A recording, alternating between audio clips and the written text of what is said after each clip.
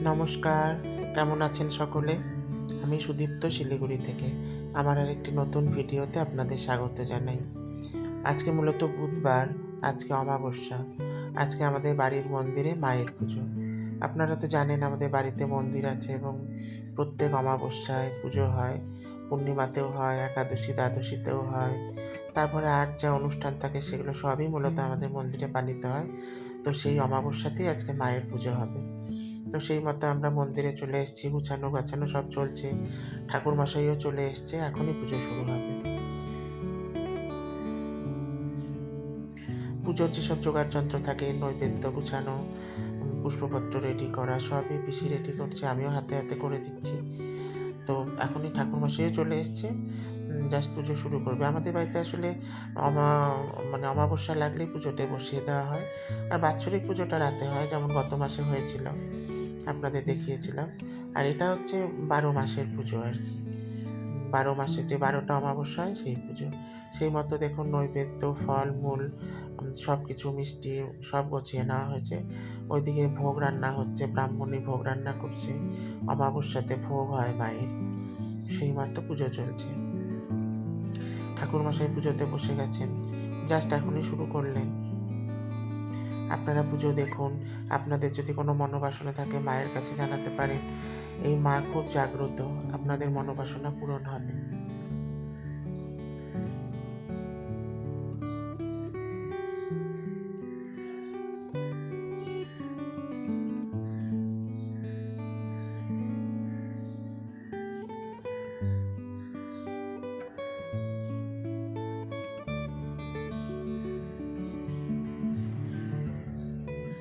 এখন ঠাকুরমশাই সংকল্প করছেন, তারপরেই মূল পুজো শুরু হয়ে যাবে।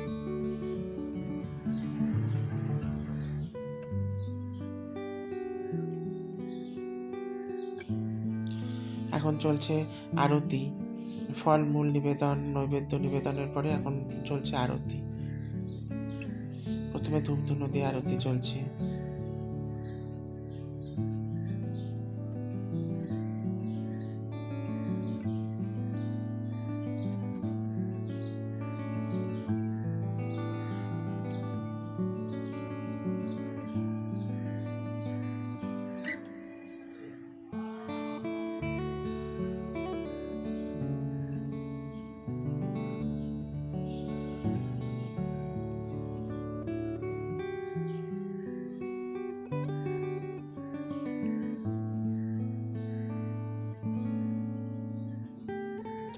আমাদের মন্দিরে অমাবস্যা পুজোতে অনেকেই পুজো দিতে আসেন।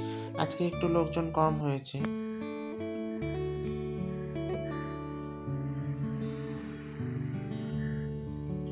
এসছে আবির, ওর ওয়াইফ জয়া মেয়ে নিয়ে, বড় মেয়ে নিয়ে এসছে। ছোটটা অনেক ছোট, ২ বছর তো, বাড়িতে রেখে এসছে। ওরা আমাদের ফ্যামিলি ফ্রেন্ডস। আর আমার এখন আগে ছিল ভাই, এখন কলিগও বটে। কারণ ও শিলিগুড়ি কোর্টের অ্যাডভোকেট। তার থেকেও বড় কথা হচ্ছে ওরা আমার ফ্যামিলি ফ্রেন্ডস। বহু বছরের থেকে আর কি। আমাদের পিসি, বাবা, ওরা, ওদের বাবারা সবাই মানে একসাথে কোর্টেই চাকরি করতেন। তারপরেই ফ্যামিলি ফ্রেন্ডসও আছেন আর কি।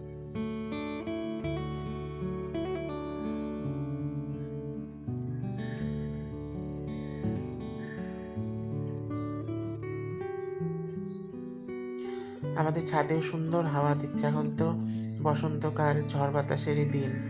তাও সুন্দর ঠান্ডা ঠান্ডা হাওয়া দিচ্ছে। ওপরে যে গরম সেটা কিছুতেই ফিল করতে পারছি না। আর পাশে কোনো গাছের থেকে বসন্ত গৌরী যে পাখি, বসন্তকালেই ও ডাকে, ও ডাকছে। একটা মনোরম পরিবেশ। এখন পঞ্চপ্রদীপ দিয়ে মায়ের আরাধনা চলছে।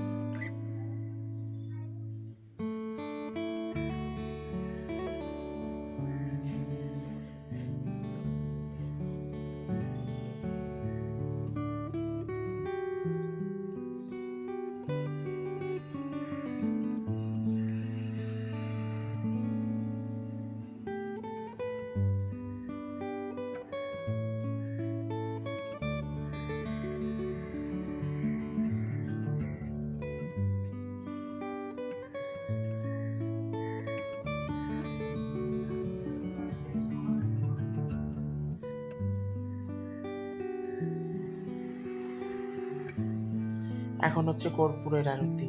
সব দেবতারাই কর্পূরের আরতি, কর্পূর খুব ভালোবাসেন। কর্পূর জিনিসটা তো খুব শুভ, পজিটিভ জিনিস ঘরে বয়ে আনে। সেজন্য ঈশ্বরের আরাধনায় কর্পূরের একটা আলাদাই স্থান আছে এবং বাড়িকে শোধন করতে, পজিটিভিটি আনতেও কর্পূরের পুরাকাল থেকেই অনেক মাহাত্ম্য আছে। তো সেই জন্যই হয়তো পুজোতেও এই কর্পূরের আরতি একটা আলাদাই মাত্রা যোগ করে। তো আমরা কর্পূরের আশীষ সবাই নিয়ে নিলাম। নিয়ে এখন এটাকে থালার মধ্যে রাখবো, নিয়ে মাকে দিতে যাব। মাকে ওই কর্পূরের আরতির আশীষ দিয়ে আসতে আসতে দেখি ঠাকুরমশাইয়ের এখানে অনেকটা পুজো এগিয়ে গেছে। পাখা, চামর সেই সব দিয়ে আরতি করাটা হয়ে গেছে। সেটা আর আপনাদের এর জন্য দেখাতে পারলাম না পট করে।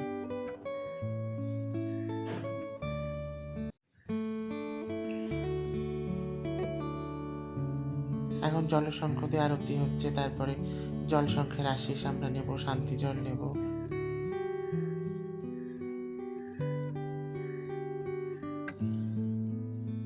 আর এদিকে দেখুন, এই যে আমাদের ব্রাহ্মণী মাসি ভোগ রান্না করে ভোগ বাড়ছে। আমাদের 16টা থালায় ভোগ বাড়া হয়, কারণ আমার মন্দিরে 16 জন ঈশ্বর আছেন, তাদের প্রত্যেকের ভোগ হয়।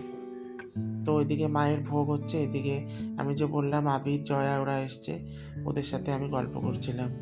তো ওদের সাথে এটা ওটা কথা বলছি, অনেকদিন পরে দেখা হয়েছে, হাজারটা গল্প লুকিয়ে আছে। সেই ওদের বাড়িতে চোর এসছে, আবির আইসক্রিম খেতে খেতে ওর বউকে আইসক্রিমটা ধরতে বলে চলে গেছে চোর ধরতে, আর ওর বউকে গলা বসে গেছে। এই নিয়ে হাসাহাসি। যাই হোক, আমার ছোট ব্লগ আছে, কেমন লাগলো বলবেন। ব্লগটি যদি ভালো লাগে একটি লাইক, শেয়ার এবং সাবস্ক্রাইব করে অন্যকে দেখার সুযোগ করে দেবেন। পাশে থাকবেন সবসময়।